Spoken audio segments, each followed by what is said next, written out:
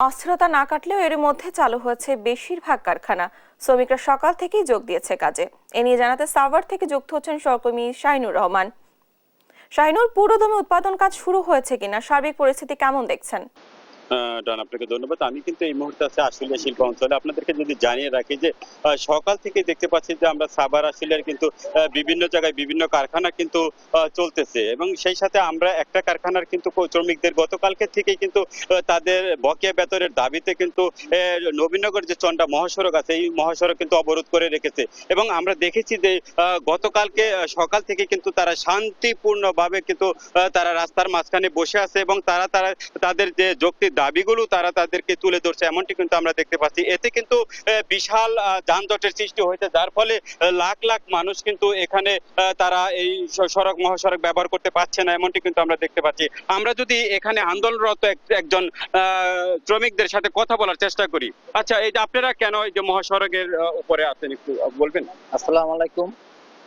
আসলে আমরা বার্স গ্রুপের কর্মচারী কর্মকর্তা সবাই গত মাসের 27 তারিখে আমরা ডিউটি করছি ফ্যাক্টরিতে। ডিউটি করার পরে 27 তারিখে আমরা ছুটি হওয়ার পরে বাসায় যাওয়ার পরে 27 তারিখ রাত্রে ফ্যাক্টরি গেটে ওরা তালা দিয়ে দিচ্ছে রাত 12টার পরে। 28 তারিখ সকালে আমরা ফ্যাক্টরিতে আসার পরে কেউ ফ্যাক্টরিতে ঢুকতে পারে নাই, বলছে নোটিশটা না দিছে অনির্দিষ্ট করার জন্য বন্ধ। তখন আমরা বিজিএমএ এবং শ্রম মন্ত্রণালয় এবং সেনাবাহিনী প্রশাসনের মালিক পক্ষ সহ সেনাবাহিনী, বিজিএম এবং শ্রম মন্ত্রণালয় সবাই একত্রিত বসে উনার একটা সিদ্ধান্ত না আছে যত রকমের বকেয়া বেতন সহ যত পাওনা দেওয়া আছে শ্রমিক এবং স্টাফদের সমস্ত টাকা সর্বোচ্চ 30 তারিখের মধ্যে পরিশোধ করবে। এটা মালিক সময় নিছে বিজিএম থেকে এবং শ্রম অধিদপ্তর থেকে। আমরা প্রথমে এটা মানতে চাই না, যখন আমাদের কাছে শ্রম মন্ত্রণালয় জানাইছে যে আপনারা মানে নেন এটা, তখন আমরা নিরুপায় হয়ে আমরা মানতে চাই নাই। তারপরেও আমরা মাইনে নিছি, মালিক পক্ষের কথা আমরা মাইনে নিছি। আপনি একটু কথা বলেন আপু, আমরা যদি আপনার সাথে আসলে কি কারণে আপনার যে আমাদের পাওনা দানা ক্লিয়ার করে দিবে, আমরা রাস্তা ছাড়বো। আমরা কোনো ভাঙচুর করিনি, আমরা কোনো ক্ষয়ক্ষতি করিনি।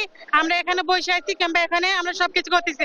আমরা দীর্ঘ 2 দিন ধরে এখানে বসে রয়েছি। আমরা পাওনা দানা দেব, আমাদের পাওনা দানা দেখ আমরা ক্লিয়ার করে চলে যাবো, এটাই আমাদের দাবি। আচ্ছা, আপনারা কি কারণ? আমরা ওই একই কারণে আইছি সবাই একসঙ্গে। আচ্ছা, দেখতে পাচ্ছেন আমি এই মুহূর্তে আসলে শিল্প অঞ্চলে আছে। আপনি জানেন যে আমি গার্মেন্টস অস্থিরতার এই মাঝখানে আছে, আপনি দেখতে পাচ্ছেন সব মিলিয়ে। যাই হোক, এই ছিল আসলে শিল্প অঞ্চল থেকে ডানা। একই বিষয়ে জানাতে এবার গাজীপুর থেকে যুক্ত হচ্ছেন সহকর্মী নজরুল ইসলাম। নজরুল, আপনি জানাবেন গাজীপুরের কারখানাগুলোতে উৎপাদন কাজ শুরু হয়েছে কিনা? না, আপনি যেমনটা বলছিলেন, আপনি জানেন যে সকাল থেকে কিন্তু স্বতঃস্ফূর্তভাবেই কিন্তু অধিকাংশ পোশাক কারখানায় কিন্তু চালু রয়েছে এবং সচল রয়েছে। আমরা দেখেছি যে পোশাক কারখানার যে কর্মজীবী যে শ্রমিক রয়েছেন তারা কিন্তু স্বতঃস্ফূর্তভাবেই কিন্তু পোশাক কারখানায় প্রবেশ করেছেন। আপনি জানেন যে গাজীপুরের ঢাকা ময়মনসিংহ মহাসড়কের 3 মাসের বেতন বকেয়ার দাবিতে কিন্তু কিছু সংখ্যক শ্রমিক, অর্থাৎ একটি কারখানার শ্রমিক টিএনজি কারখানার শ্রমিকরা কিন্তু বকেয়া বেতনের দাবিতে কিন্তু ঢাকা ময়মনসিংহ মহাসড়কের বগুড়া বাইপাস এলাকায় কিন্তু অবস্থান নিয়েছেন, এবং নিয়ে কিন্তু গতকাল থেকে কিন্তু তারা অবস্থান নিয়ে কিন্তু অবরোধ এবং সড়ক কিন্তু বন্ধ করে রেখেছেন। তো এই ছাড়া কিন্তু গাজীপুরের আরকুনাবাড়ি এলাকায় 2-1টি পোশাক কারখানা ছাড়া কিন্তু স্বাভাবিক 98% পোশাক কারখানায় কিন্তু উৎপাদন স্বাভাবিক রয়েছে। আমরা খবর নিয়েছি এবং ইন্ডাস্ট্রিয়াল পুলিশ এবং র্যাব এবং বিজিপির এবং পহরায় কিন্তু অন্য যে প্রতিষ্ঠানগুলো রয়েছে সেগুলো কিন্তু শান্তিপূর্ণভাবেই চলছেন। আমরা আজকে দেখেছি যে বিভিন্ন পোশাক কারখানার সামনে কিন্তু চাকরি প্রত্যাশীদের মাসের প্রথম আজকে কিন্তু প্রতিটি ফ্যাক্টরির সামনেই কিন্তু আমরা অবস্থান নিয়ে তারা কিন্তু চাকরির জন্য আবেদন করছেন। এইভাবেই কিন্তু গাজীপুরের প্রতিটি পোশাক কারখানার মধ্যে আমরা কর্মজীবী শ্রমিকদের চাকরি প্রত্যাশার জন্য কিন্তু তারা অবস্থান নিয়েছেন। তো এছাড়া গাজীপুরের যে বিভিন্ন যে পোশাক কারখানাগুলো রয়েছে এবং কর্মচাঞ্চল্য সবগুলোতেই রয়েছে, এবং আমরা সবগুলো কারখানায় কিন্তু শ্রমিক উপস্থিতি চোখে পড়ার মতন রয়েছে, এবং একটি কারখানা 2-1টি কারখানা ছাড়া কিন্তু গাজীপুরের সকল পোশাক কারখানায় কিন্তু স্বাভাবিক রয়েছে।